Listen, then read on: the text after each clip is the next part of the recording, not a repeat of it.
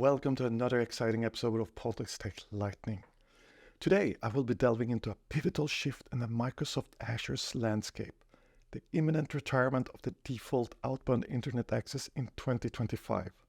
But fear not, as I'm here to guide you through the transition with an in-depth explanation of its successor, the Azure NAT Gateway. So let us now unravel the complexities of this game-changing technology. Here we go. The Default Outbound Internet Access is a way in Azure for virtual machines to access the internet without any additional configuration, such as adding public IP addresses. This functionality is going to be retired by Microsoft in 2025 and has been replaced by a better scalable system, namely the Azure NAT Gateway. However, before we deep dive into this technology, we will familiarize ourselves with an important concept called SourceNet, or SNAT for short. SourceNet SNAT in a nutshell allows traffic from a private virtual network to reach the internet while remain fully private. Imagine that we have a couple of virtual machines in Azure located here on the left. They have no public IP address and there are no other network virtual appliances for them to use. However, there's an Azure NAT Gateway associated with the subnets they're in. This Azure NAT Gateway has public IP addresses associated to it. When each VM tries to connect to the internet, it will use the public IP address of the NAT Gateway. The NAT Gateway knows which return traffic goes where as it uses different ports per request. For example, virtual machine 1 and 2 are both visiting the website patrikstechlightning.com. The NAT Gateway uses a different outbound port for each virtual machine, making sure to keep the traffic separate. This means that there are about 50,000 concurrent connections per public IP address that can be handled by an Azure NAT Gateway. This device supports up to 16 public IP addresses, so you can imagine that it scales incredibly well. Now, let's have a look at the design decisions and how we can make the most out of the Azure NAT Gateway. First, looking further into the resources in Azure which is supported by this technology. The list I'm about to present here is not completely exhaustive, so I recommend to look at the Microsoft site for more guidance. In brief, these are the ones that are most commonly used with an Azure Gateway. We have Azure Virtual Machines or Virtual Machine Scale Sets, Azure Kubernetes Services, AKS Cluster, Azure Container Groups, Azure Function Apps, Firewall, Azure App Service Instances, Azure Databricks. So those were just an example of a couple of resources in Azure that do support the NAT Gateway fully. Keep in mind these design decisions when you're going to deploy an Azure NAT Gateway. It's deployed per subnet, so one NAT Gateway per subnet. It supports up to 16 public IP addresses per Azure NAT Gateway. Supported resources in the subnet will immediately start using the Azure Gateway once it's been associated.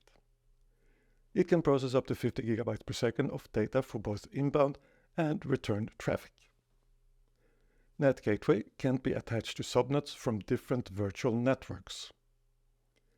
NAT Gateways replaces the system default route to the internet. With that I mean the 0000/0 prefix, which will be then routed to the NAT Gateway. If there's a UDR present, for example, virtual appliances, VPN gateway, or an express route, then this traffic to those resources will take priority. Traffic, for example, will be routed through an express route instead of the NAT Gateway. Multiple subnets within the same virtual network can use different NAT gateways. Important one here, IPv6 is not supported. Also, a NAT Gateway can be made zone redundant using zonal NAT Gateway resources. NAT Gateway is not supported in a secure hub, virtual WAN architecture.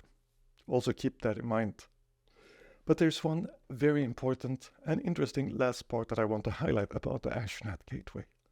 It can also be used in combination with the Azure Firewall. So let's have a look at the flow without the NAT Gateway, but with an Azure Firewall in place. We have our virtual machines with a default route for all traffic to the Azure Firewall. This firewall has a public IP address, and all traffic from the virtual machine can reach the internet.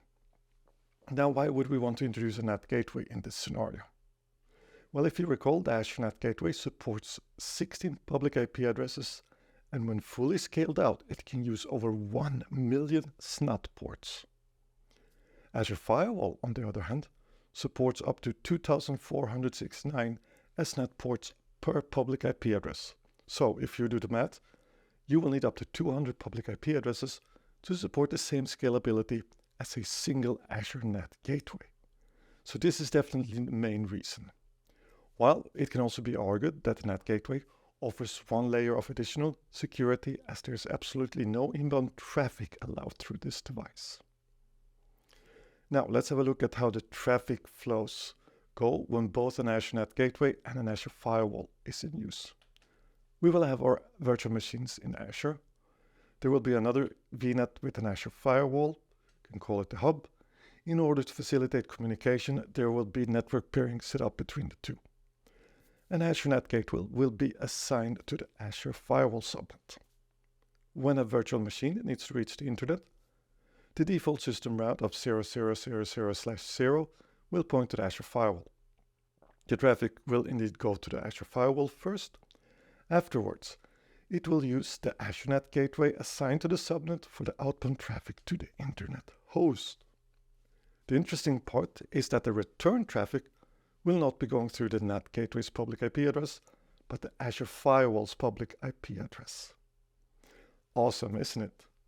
Now, for the last part that's important to mention, how expensive is this solution? Well, you and I will both know that prices, they change on a regular basis, and it also varies between regions. So while making this video, we're looking at around $81 for 1 month of usage with 1 terabyte of data. It's not terribly expensive, but like all things in the cloud, you pay for what you use. I have now given you the main points on how the Azure NAT Gateway works, how you need to design it, and where it can provide a decent benefit. There is little to no choice, seeing that the Default Outbound Internet Access feature will be removed by Microsoft in 2025. If you found this video insightful, don't forget to like, comment, and subscribe for more content on cloud technologies. Until next time, stay curious, keep innovating, and see you in the cloud. Bye.